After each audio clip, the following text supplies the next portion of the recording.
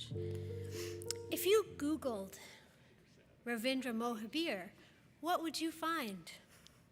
Dr. Ravindra Mohabeer is a professor in the Department of Media Studies at Vancouver Island University. You would learn he is a graduate of York University in Toronto with a PhD from the Joint Graduate Program in Communication and Culture. Since 2009, he has been the director of the Media Research Lab here at VIU. He has published several articles and book chapters. You would also learn that he tweets. He Facebooks. That's a verb, right? He coaches the Oceanside Banana Slugs, teenage boys soccer. I love that name. His students say, online, that he's knowledgeable. His classes are loads of fun. Also, this man is a tough grader. And Ravi's a really nice guy. The algorithm-generated version of Ravi is not completely unfamiliar to me. I did not find anything all that surprising when I Googled Ravi. But some of these Google-generated bits I did know before. However, most of what I know about Ravi I learned from talking to him face-to-face, in the lounge over lunch and coffee, or in meetings about the graduate program that we're developing on the same committee. And our conversations have ranged from pedagogy to obscure historical children's television programs and are always stimulating. Ravi is always here, it seems, on campus for his students and for his colleagues. This morning, when he was setting up the cameras to film the colloquium while also preparing for his own talk, he appeared to be everywhere simultaneously. Please join me in welcoming Dr. Ravindra Mohabeer.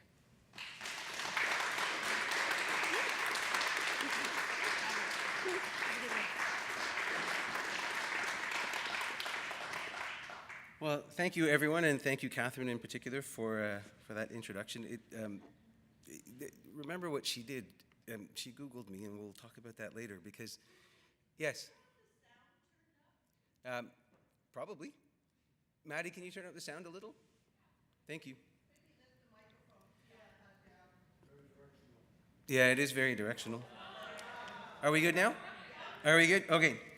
So, the idea of Googling yourself is a fascinating one, and I will start off by just reiterating the name of my talk. I Was Never Here, Stories About Media and Belonging, which gives me sufficient license because it doesn't really say much, and at the same time it gives you a beginning. It gives you a sense of where we're going, but it doesn't tell you what I have to deliver so I can go wherever I want, and that's what I'm going to do. I'll start off by telling you a few stories, and the first story I'm going to tell you about happened in the spring of 1998, and it occurred to me when I thought about this last night, this doesn't have a beginning, let's figure out the beginning. I thought, okay, this is a story, this will work. And then I realized 1998, 21 years ago. 21 years ago when I was living in Vancouver in a little basement suite in East Van at the second semester of my master's degree, I went to the Eaton's that was at the Pacific Center in Vancouver, and I bought a floor model television. I bought a floor model television because I'd had access to a television in the residence at SFU, but when I moved out on my own, I didn't have a TV. And being who I am, I needed a TV. And it was a whopping 30-inch floor model TV that was on sale. If nothing else, I am very, very keen on a sale. So I got a good deal, and as you recall, a 30-inch television back then, a CRT television, weighed quite a bit. It was not something you took home on the bus. And lucky for me, in order to get to grad school, I drove across country, and driving across country from Toronto, I had a car. That's great. So I got the TV down to my vehicle, hard part done. At least I figured as much. All I had to do was drive away, get home, and enlist one of either my neighbors or my friends and have them help me bring the TV into the house. I thought it would be easy until when I was trying to leave the underground parking, something happened that I didn't expect. And it's not what you think, and it wasn't really tragic in a way, but it was illuminating to me. After handing my ticket to the man at the gate, the attendant hardly looked up from his booth, but when he announced how much I owed, he kind of gave me a brief sort of sideways glance. As I gave him the money, he glanced over at me knowingly and seemed suddenly almost happy to see me. And he looked me square in the eyes and he said, "Are you Punjabi?" To which I replied, "No, I am Guyanese," which, if you are me, is how you answer such questions. because I am Canadian is inevitably an invitation for further, less pleasant questions. Unconvinced, his return volley to me was, Punjabi ho? Almost as if to test and see if I would slip up and reply in Punjabi. But I couldn't, and I didn't. And the funny thing about that is that I didn't belong to the thing to which he wanted me to belong. Disappointed in me, he slapped the exit button and he let me go. The truth is, I almost wanted to be able to answer him back in Punjabi, to belong, since that's always been an open question in my head. As a media and cultural studies scholar, thinking about the notion of belonging and thinking about the notion of where do my people come from, where do they belong, has always lingered in my mind. But this was not the first, and it certainly was not the last time I've ever been quizzed about my belonging.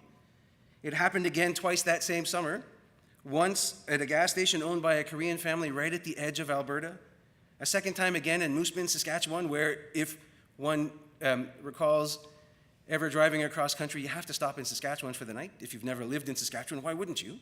I stopped in Saskatchewan for the night, right at the edge of Saskatchewan in Moose Bend, Saskatchewan, and I had Chinese food because that's what one does when one is in Saskatchewan. And I was not allowed to pay until I answered the question, are you Chinese? And perplexed, just kind of let it slide. It was one of those, how long have you been here and how isolated do you feel kind of questions. And then more recently, probably just about a decade ago when we first moved here, one Sunday morning walking in Parksville on a completely empty street, no one around, nothing going on, not even a sound of a bird, I was approached, and in fact I would rather say I was chased down the street and asked, if rather randomly, do you play cricket? And I asked myself, how do you come to being asked on a random Sunday morning on a street in Parksville if you play cricket? And then I realized that there was a broad categorical reason. I am brown after all. In a way, although a different way, I struggle with and I try to make sense of all of these kinds of questions in different experiences I have. So I'm going to talk about my family a bit, and I'm going to talk about how my family helps me figure out who I am and where we're from, where we belong. In a way, I would almost describe that my family is universally literate, and I say universally so because there are extended members of my family, some of whom I haven't met, or I haven't met well enough to know whether they could read or write, but I can assume that some of them don't, but most of them do. But I'd say my family understanding is largely oral in nature, at least insofar as how I come to know about my people and how I come to know about various questions that must be answered by those people, because there are a scarce few documents that can prove anything otherwise. Now, given this lack of documents, it is almost as if recorded media missed us altogether, historically at least. Well, apparently, according to Catherine, so did Google. But it is true that historical media kind of missed us on some levels. I don't know where my family has come from. I don't know where various paths of movement have occurred. I can think about it in broad historical terms, but not in the specifics. And as maddening as this can be, it is actually quite intimate in a way because you have to ask questions and actual people have to let you in on your own history. So that's a very different kind of experience. It's one type of experience, but it's a different kind of experience. And the tricky part, though, about that kind of experience is that if you ask the questions, you have to ask them in time because, as you know, people disappear. And when they disappear, the answers go with them, and you lose track of the little and sometimes even the big details. And while I have aunts and uncles and many other older cousins, a couple of years ago when my mother died, I wasn't sure who else would know many things. My sister, to this day, laments the fact she's the one who had all the recipes. But she didn't write any of them down. She could, she just didn't need to. So they died with her. Now, when I think about this sort of thing, and I think about it in various ways, it is based on the idea of wondering where we belong, or where I belong in particular. And then I'm going to look at how this can be mitigated or mediated in the kinds of ways that I've spent my entire adult life thinking about. How can I use media in a way to figure out where I fit?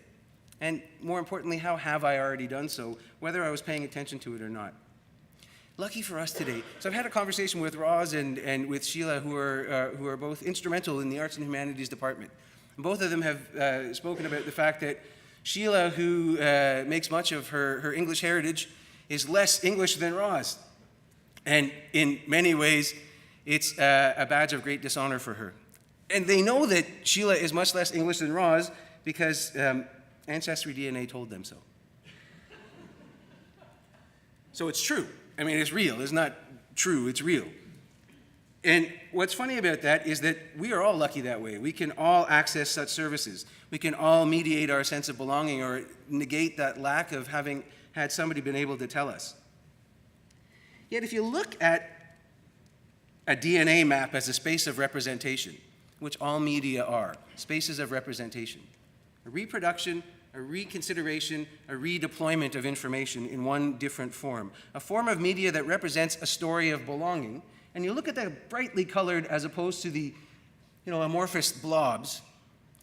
If you follow the red dots, theoretically, historically, those red dots and the arrows are movements of travel that got me where I am now.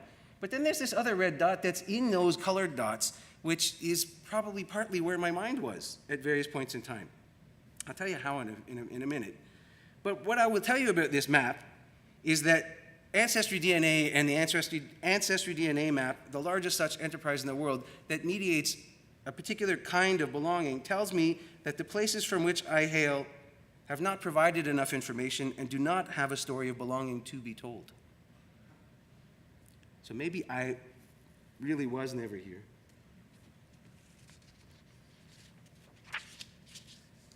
So thinking back to those little dots, born in Guyana in the West Indies, my family is historically Indian by ethnicity. But when we immigrated to Canada, I was really young. And I actually don't know how young exactly because there is a stamp on a passport that I found. And when I did the math on the stamp on the passport, I would have been about 2, and I would have had to have the passport just before we traveled, and so on and so on. But that's the only actual record until my sister found a picture of me that proves that I was born at some other time before I was 2. But nothing before and nothing really that much after until about then. When we moved to Canada, Canada itself was still in this really precarious place. Because Canada in the 1970s was still sort of struggling with the deference to the Queen and being England but not England, being Canada but not really Canada. And we were not really any of those things, but here at the same time. How do you deal with such a thing? How do you deal with being neither here or there? How do you deal with really never being anywhere?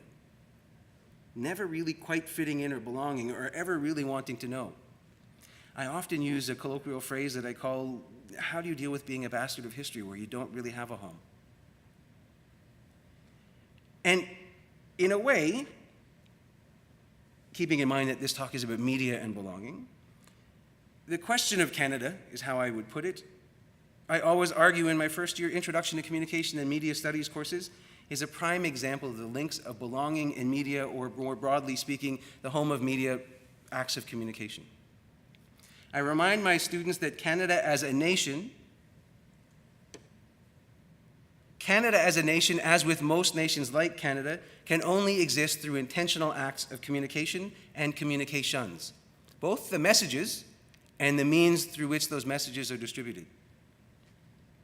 As you will know, and as you will probably have heard through the Angus Reid surveys of late, Canada is more vertically rather than horizontally connected.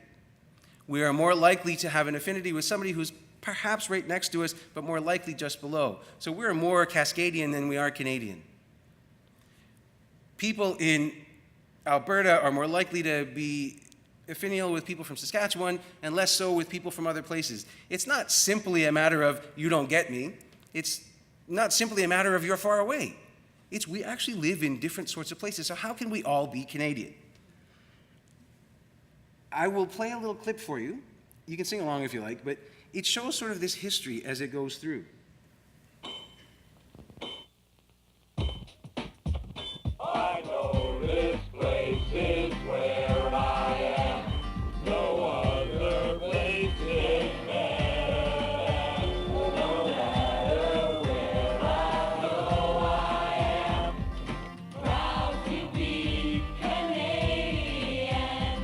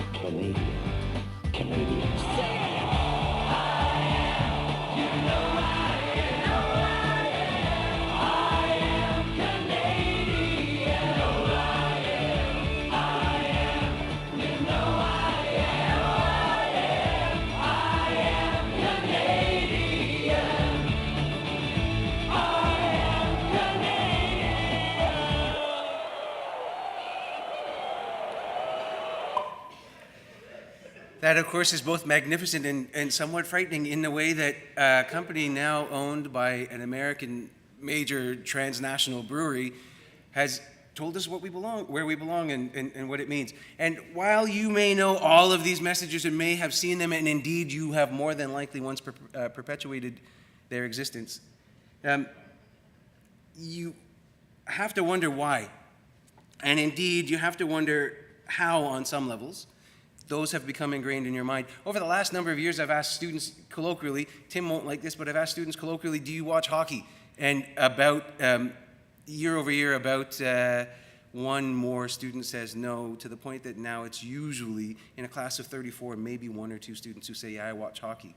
But when you ask them, what's the next adjacent question? Do you think hockey and Canada are synonymous? And everyone says yes. How can one and the same work? How is that even possible? Because if we imagine this place, this shared space in a particular kind of way, as one, which one? Who's one? Does it reflect you, and where do you fit? Growing up Canadian, but of many concurrent and competing layers, many of my earliest friends and many of my earliest ways of knowing how and where to belong came through television. Came through other forms of media, but television in particular.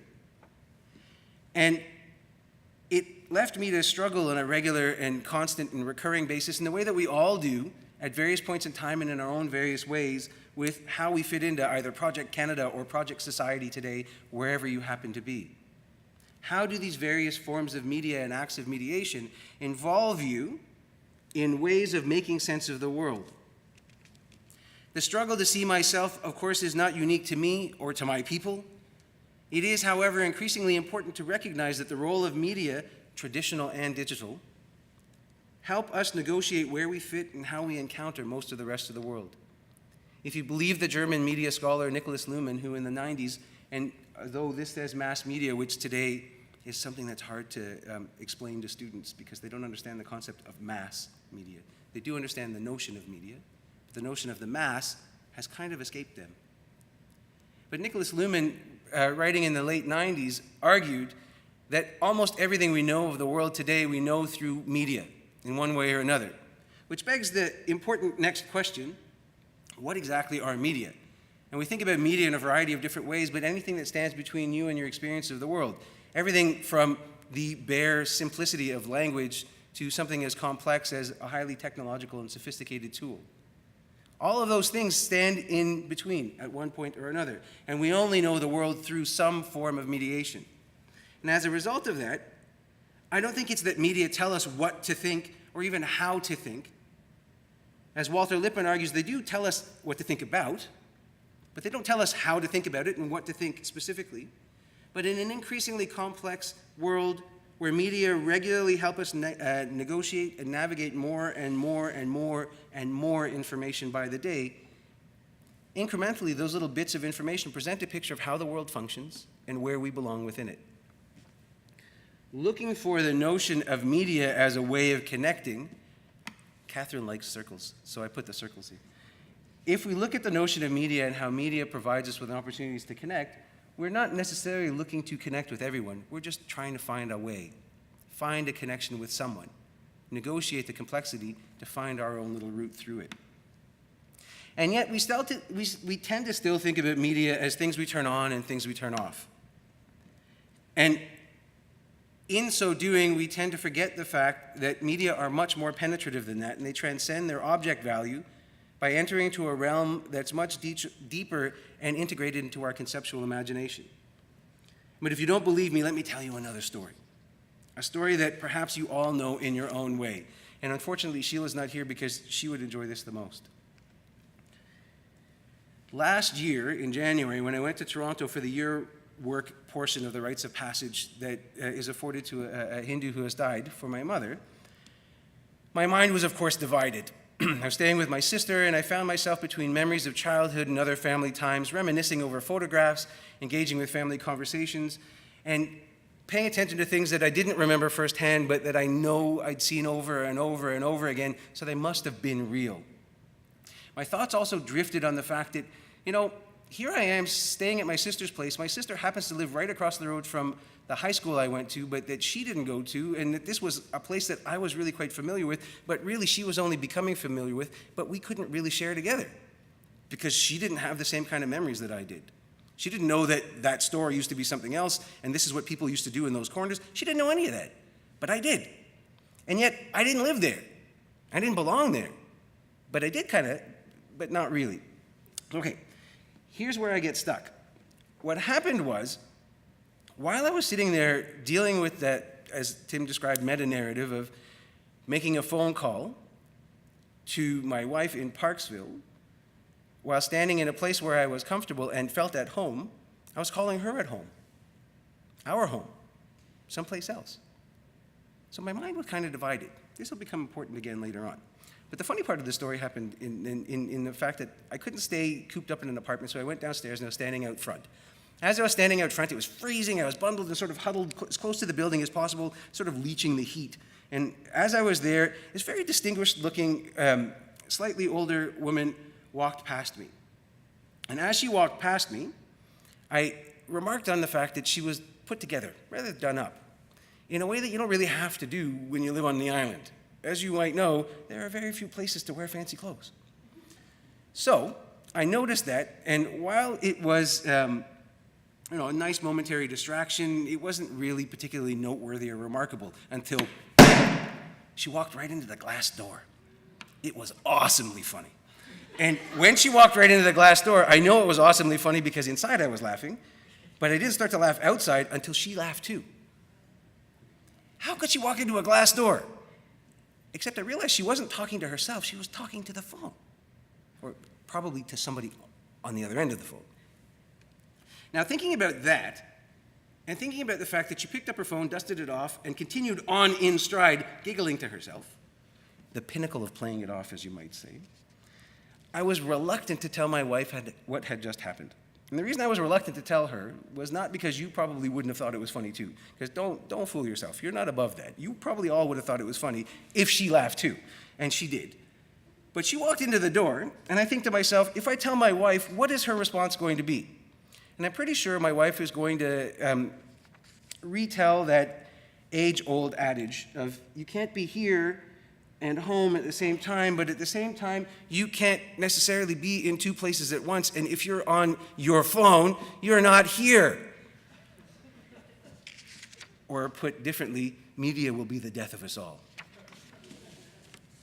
I'm not sure if my wife would have been right to blame the phone or the woman in her surely bruised nose, but this example serves to enhance the problematic nature of talking about media at all in a public setting.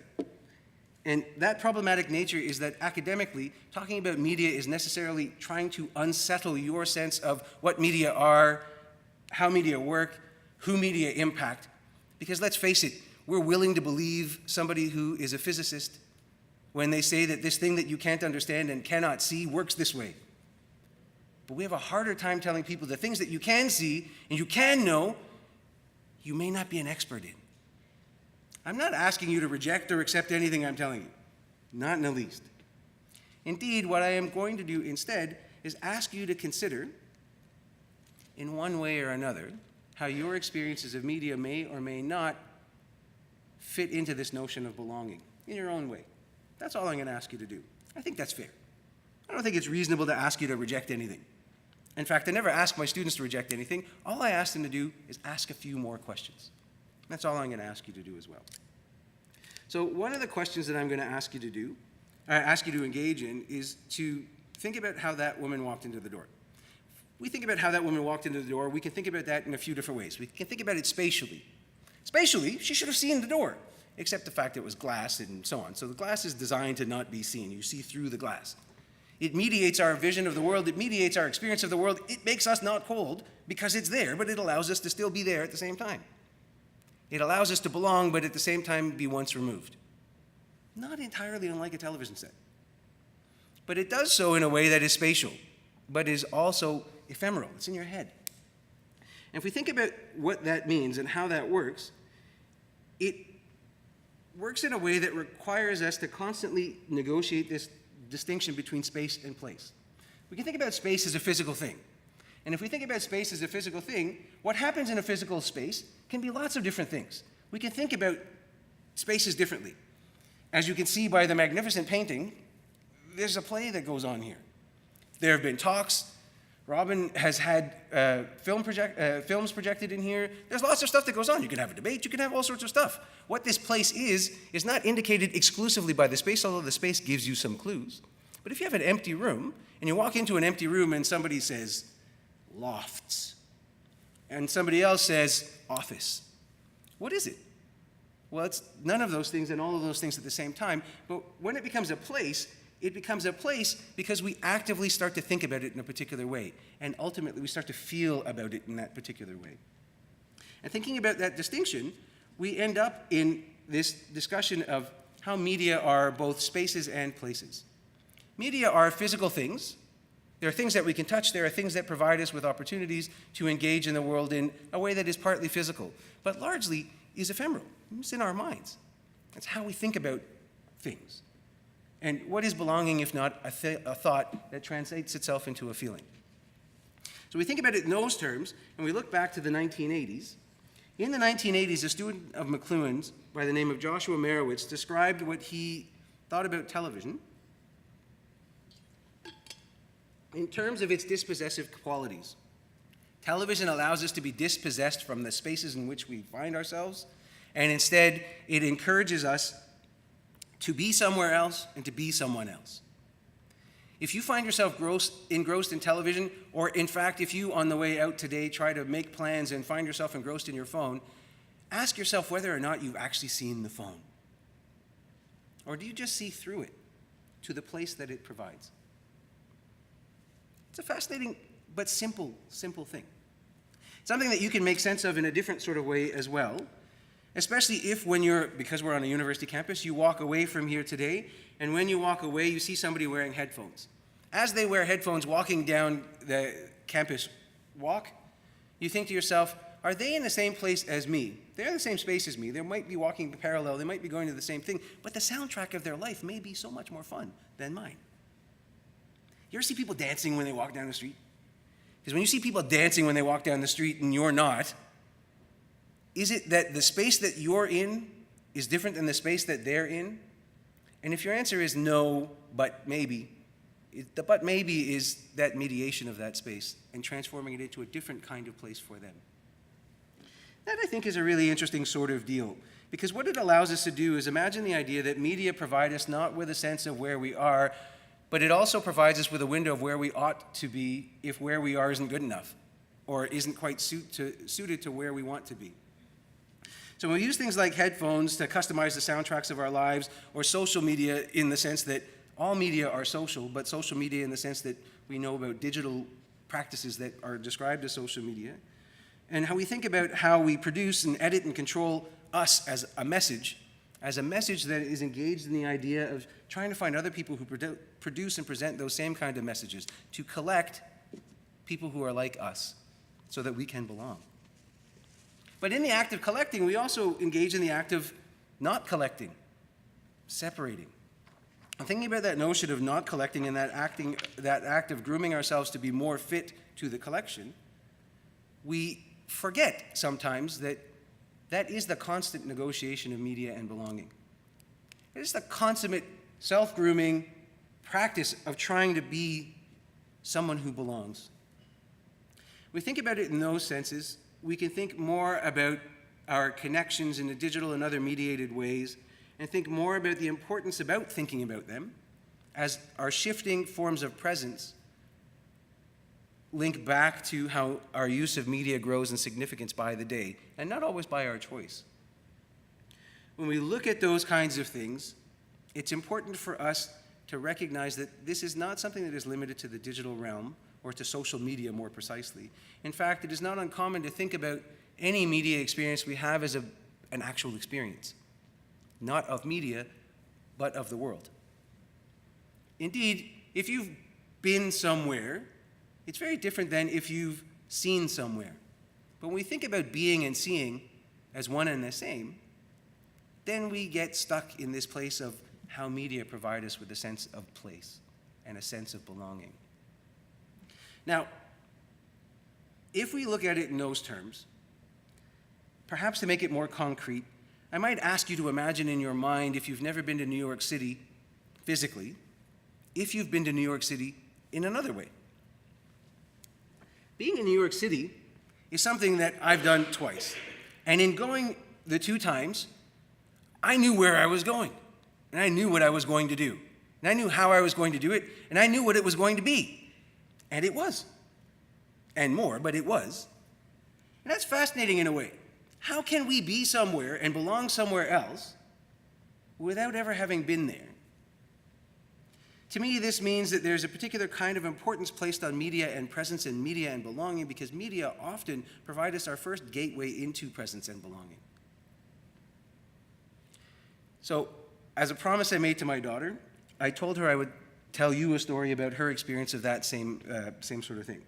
She's 17 now. Last year when she was 16, she and her and some people from school, and I don't say her friends because she didn't know them before. They were just an assembly of people who all wanted to do the same thing. They went to Japan with a teacher, but they went to Japan. So she went to Japan, and my daughter, who authorized me to say that this is the case, she's a planner, which means that she spent months researching and planning what Japan would be like. And in researching and planning every last detail of what her expectations of what Japan would be like, she knew exactly what Japan would be like, and she was just waiting for it to happen. Don't laugh, you've done it yourself. You know you've done it yourself. The thing about it is, it happened in Japan that she experienced Japan, even a tourist version of it, and it wasn't what she'd planned. She was open enough, and for me, thankfully, mature enough to find out that it being completely different was not the same as it was a bad experience. Now, as a contrast, there were a number of people on her trip who went with her from school, and many of them said, "This was a terrible trip. I hated it."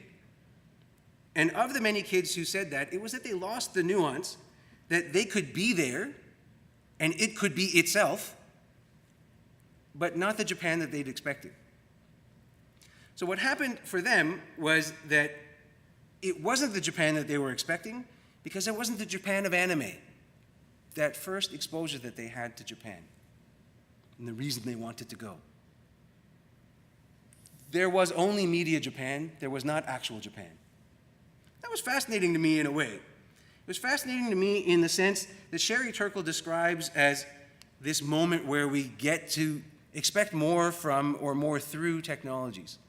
So in media studies, people used this book for a little while, and they thought about it, and there's some really good things about it that many people would enjoy, and there's many good things to dismiss that are, I think, overly pessimistic or overly generous in her assessment.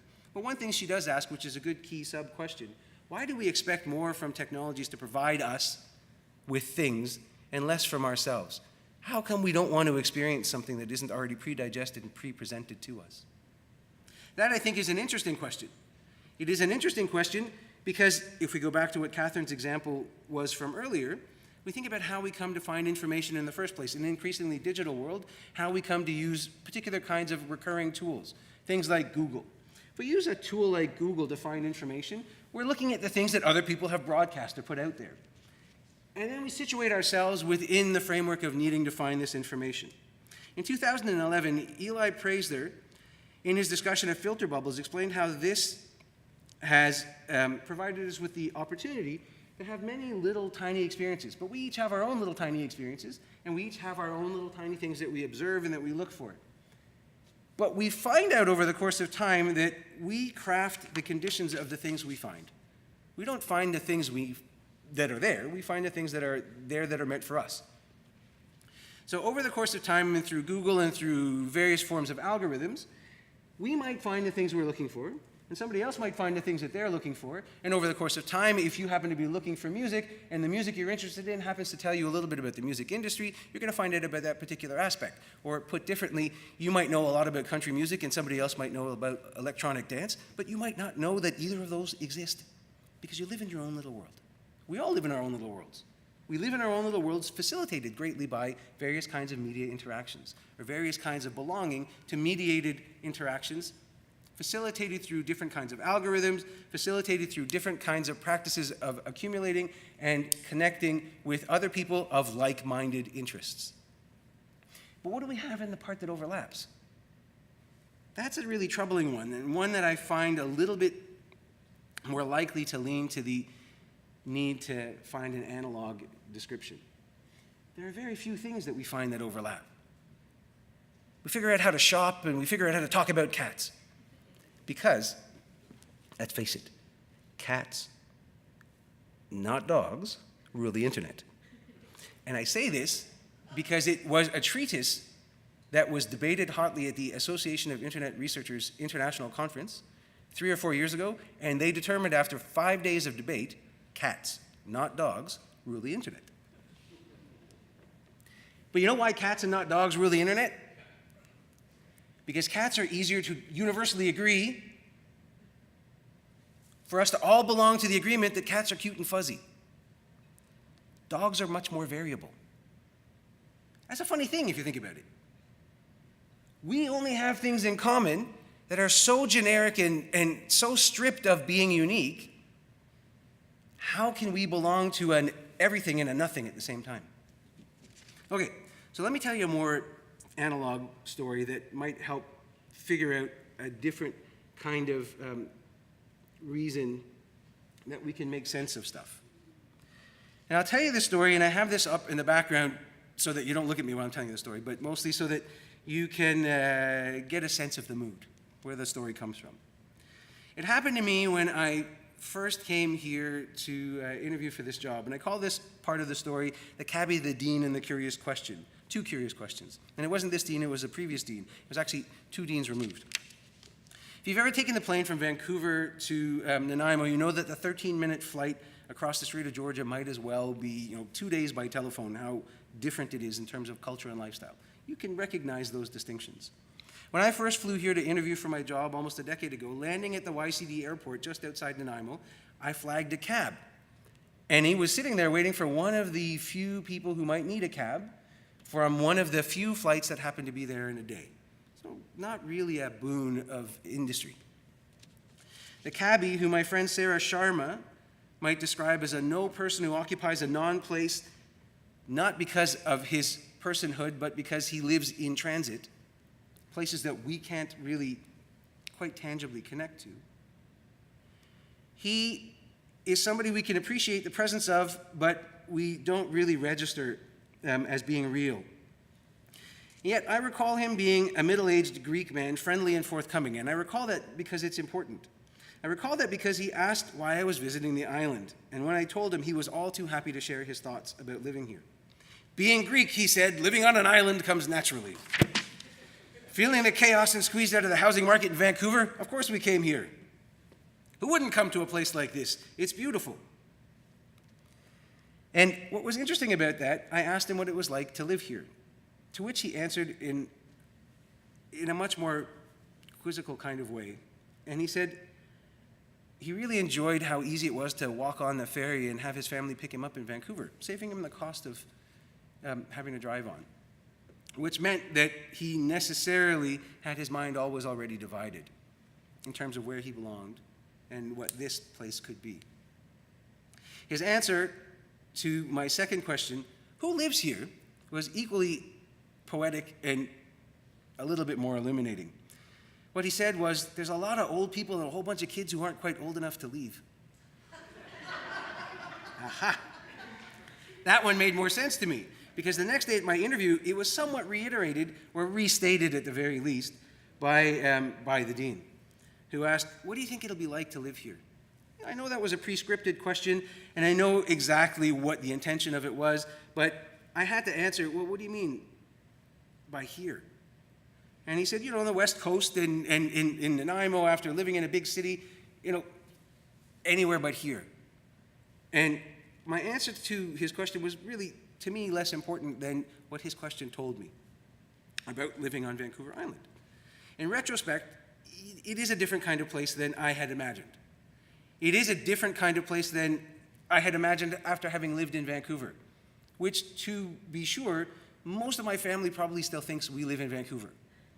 The ones who have come all the way here and realized how here is different than there, they know. But the ones who haven't, they don't need to know because this fits a generic category well enough that it's not here where I am, so it's over there in the West. The West. Because the West is a place to which you can belong, but to which I do not belong, and to which I must not necessarily, make myself stuck in figuring out. I don't have to make that place into anything more than I want it to be. So when we think about the notion of placemaking, we can think about media as always already placemakers. Media transforms spatial experiences into conceptual experiences. And those conceptual experiences provide us with or affix a roadmap of understanding. And that roadmap of understanding allows us, or at least asks us, to make a decision. Where do we belong? So when I was trying to make sense of my first bit of time here, I started to make sense of it in the way that I would normally do. Starting a new academic job, I've got kids going to school, we're doing all of these sorts of things. And I was caught up with a variety of different experiences that I was having. And I was having these experiences as I was trying to learn a new place and learn about new things. And being open-minded and somewhat ethnographic in nature, I pay attention to details, and I figure out how details work. And I tried to figure out how things were working, and I was having a hard time. I was really having a hard time to make sense of how things work here. And to make sense of it, I think linking it to myself as a media studies kind of person, I will summarize it in this way. Something that I've also told some of my students, that Donald Trump can thankfully not be the president of Canada despite the fact that you know who you're going to vote for in the 2020 election. And if there's an earthquake, we will know because your Facebook friends in the East Coast will tell you. Those are the same thing to me. We pick the places to which we belong. We do what I describe as translocate ourselves. We live both here and there. We can occupy a space, but not physically belong to that space because we are eventually or ephemerally taken away to another location. So anyway, back in the first year that I was here, since I was teaching a TV course, I was happy to discover that I didn't miss a beat when I moved west. I could get pretty much all of the same things, and in fact, time shifting is awesome on the West Coast. You can get to bed by 9 and see all of the late shows. It's great. But the problem is you can see all of the same shows. And even if you go online, the internet allows you to go to all of the same places. Yet when you go to a new physical location and you are still in the same previous location, how do you live on beyond the edge in Canada, but only sort of? And actually live there? Because in order to actually live here, what you have to do is recognize that if you keep living in the practices of your past, media practices in particular, you are never actually here. My mind was, for the better part of a year until it hit me, never actually here. My body was here. My kids were here. I was doing things that were here. But it was always vetted through some other way of knowing, some other way of belonging. And it was always already a contrast. And that is a very funny thing to me, because we think about the notion of this contrast as a particular kind of contrast that is evocative in a way. It is a contrast that necessarily tells us to think about our mediated experiences as both being productive as well as consumptive. When we consume, we also produce. We produce a way of knowing, we produce a way of preference, we produce a way of belonging. We define different routes of travel, we define different ways of making sense of things. We think about the idea of even something as simple as taking a selfie. We take a selfie, and people often say, well, that's an arrogant sort of thing. I don't really do it myself, just so you know. But you take a selfie, people think about that as an arrogant sort of narcissistic practice. But indeed, it is a practice of deference. It's a practice of deference to a particular kind of mediated belonging that requires this as a cost of entry. You have to give of yourself in order to belong. And if belonging now has gone online rather than offline, more often than not, whether we want to or not, then how can you not do this and still belong? Well, that's a tricky question. And it's one that I have a hard time trying to make sense of, but it leaning back to that notion of no sense of place, what it suggests is that in order to belong to this thing that allows us to be always somewhere else, translocated, this internet, which of course there are many internets that function in different but similar ways, but this internet that we think of, it always asks us to be someplace else. I actually ask my students on many occasions, is the internet urban or rural? And they look at me and they say, I don't know. But when you think about whether the internet is urban or rural, think about it in a different way. In this Project Canada, where we're spread out across the entire nation, are you in the north, where you aren't really actually part of Project Canada in the way it's described? Or if you think about your participation in the world around you, are you on the internet, where the internet presents a vision of the world that is sort of more city-like? Things are concentrated, things are easy to find, things are in high volume. Are you in that internet, but in this space, where you feel dissatisfied and dislocated from where you are? Because if you are, then your sense of belonging is disquieted by your very media reactions, or very media responses. So I realize what the time is now, so what I'm going to do is I'm going to tell you about the last part of my talk, which is okay, because I'm only skipping about a paragraph. The last part of my talk today kind of links this all back together. And it links it all back together to the notion of mediation and belonging, and it really asks the question how anyone can actually belong in an age of consummate and constant mediation. And I call this last part living the dream. Vancouver Island is a VW bus. As a destination kind of place, Vancouver Island is, for many who travel here from away, a kind of place that they visited before they get here. They know what it's going to be. It is a bucket list kind of destination for a lot of people. It's where they want to go at some point in their life. And you probably have heard this from the people who move here. They share their vision of what they think this is going to be. Well, few things epitomize that to me more, or at least that consideration more, than the VW bus. And I say this for a variety of different reasons. Thinking about the VW bus, I think about it as a mediated manifestation, or at least a physical manifestation, of people's mediated expectations of what Vancouver Island happens to be. Going back to the question of the Dean, as I recall how I answered it, well, I know what the mythological answer, or what the mythology of Vancouver Island is, and roughly speaking, that's what it is. Well, at least to me and to many other people, that's what it is.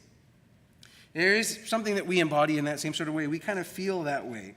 And we have this feeling not because, as Canadians, we say this is how Canada works, not because we all watch hockey, but because we all know that if you say that this is Vancouver Island, we can say, yeah, I can see how that's part of the mythology.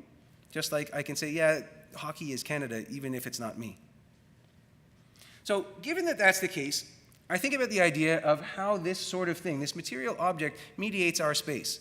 Mediates our space both ways. For the people who come here, and truly we're never here, and for us who live here, but perhaps don't live in this way. But before I get into that, let me talk about another form of physical manifestation of mediation. My friend Teddy. So Teddy is awesome, and he's super fluffy, and he's all of those things, but as my wife says, he will never make it into university. He's not super clever. But he's fun. The thing about Teddy is that he's also the manifestation of a dream. I always wanted a dog. We never had a dog. Dogs were functional things in my family, and so we never had a dog growing up. We got a dog about a year and a half ago. And having a dog fundamentally transformed the way in which I live in my neighborhood. I now know the dog people. The dog people know me. They don't know my name, but they know his name. The dog takes us out, even though, and this wasn't when it snowed this year, but the dog takes us out at times when we would otherwise not. 5 to 10K a day worth of walking for a big dog who has a lot of energy is what you need to do, which necessarily means that you engage in a different part of the world. He mediates our experience of the world. We think about media this way. We think about it in the way that McLuhan extends the notion of media to be not just those technological things that deliver us the news and provide us with books to read and so on, but we think about media as that which stands between us and our experience of the world around us. Teddy's media. And I think about him in that kind of way, but I think about him in that kind of way in a strange sort of bifurcation. In my current state of media and belonging, I'm constantly left to struggle with whether Teddy is our dog, my friend, or if he remains constantly and forever will be a figment of my imagination. I mean, he's real, don't worry, he's real. But a figment of my imagination, look, he is real, that's me. He is real, and I walk around with him all the time. But as a figment of my imagination, if I ask the question, is this an Instagram-worthy picture of Teddy, who, to be sure, is mostly the only thing I have on Instagram, then I'm stuck with this other moment of whether Teddy will ever be himself, or if he's only ever going to be who I think he is. The thing about that is that when it links back to this notion of the VW bus, when we ask about whether he can be here or not here at the same time, and we'll come back to this particular bus later on, I'm also stuck with the idea that my imagination of Teddy is an imagination of Teddy in a way that is always already linked. It's always already linked to a pre-digested experience of what Teddy is and what it reminds me of. He sort of lounges in a way. He's luxurious. He is at the same time comfortable as he is clueless. But thinking about it that way, how can he be a singular manifestation of my imagination but at the same time real? Just like, how can the 75 different Volkswagen buses that I saw, I call them buses because that's an efficiency, how can the 75 different Volkswagen buses that I saw in the space of less than 90 days of walking my dog through the park in the beginning of the summer, how can they proliferate 20 years after the last one rolled off a production line? As equally, who brings a Volkswagen bus from Europe? If not to experience the Vancouver island they imagined, and not the Vancouver island that is. As importantly, when you look at all of these different manifestations, how can this mythology present itself as being something that is so universally reasonable that we emblazon it upon our way of saying, this is who we are, and this is where we belong. This is what we do, and this is what we want you to know about us. This mediates this place. As Marnie will regularly tell you, there are many different forms and many different types of, let's call them better and worse versions of taglines that are attached to the VIU slogan. One of them is matter here, or you belong here, those kinds of things. There's another one that, that she doesn't like that's current now, and I agree with her fully. But the ones about matter here and you belong here and what have you, one of the things that is entirely rest upon is what here means. Because if we don't have a sense of what here means, how do we come to that sense? Do we have to create it and provide it? Do we receive it and consume it? Do we integrate it? Do we expand it? Do we contest it? As a hopeful sort of way of thinking about media and belonging, what I would like you to suggest, even though the beginning started a little dark, let's just say, it really isn't a question of dark, it's really a question of constant negotiation. How do you do something when you are constantly asked to experience the world through mediation? How do you do something with the mediation that you receive? How do you become a part of it? And when you become a part of it, what do you use it for? Do you use it for a record? Do you use it for something else? In the brief write-up for this talk before I came in, when they were promoting it, I'll recount that as the last story. When my kids were at the beginning of their elementary education, they went to school in let's just call it a hipsterish neighborhood, but we weren't hipsters. We just happened to live in a neighborhood that happened to have that. And what was fascinating about a hipsterish neighborhood is we were surrounded by people who worked in the film industry, people who worked in all manner of different artful practices. And that meant that school plays and such were something that we weren't really looking forward to. But they had a school concert. It was a winter concert. And at this winter concert, the teachers who were there said, okay, look, we want this to be the kids' experience. No parents can participate. This is us and the classes, which was great. But then inevitably, when you go to the concert, what happens? What happens is that the parents who are at the concert, they start jockeying for perfect position. And perfect position is, this is a good sight line, because all school gyms are crap. They're all flat, and there's no good way for this to work. But what they did was they jockeyed for position so that their camera would have an unobstructed view. And just before the show started, the principal came up and she said, for those of you who are here to enjoy the show, I welcome you. For those of you who are here to record the show, don't get in the way of the people who actually want to see it. Because they want to be here. You just want to remember it later on, even though you were never here. Thank you.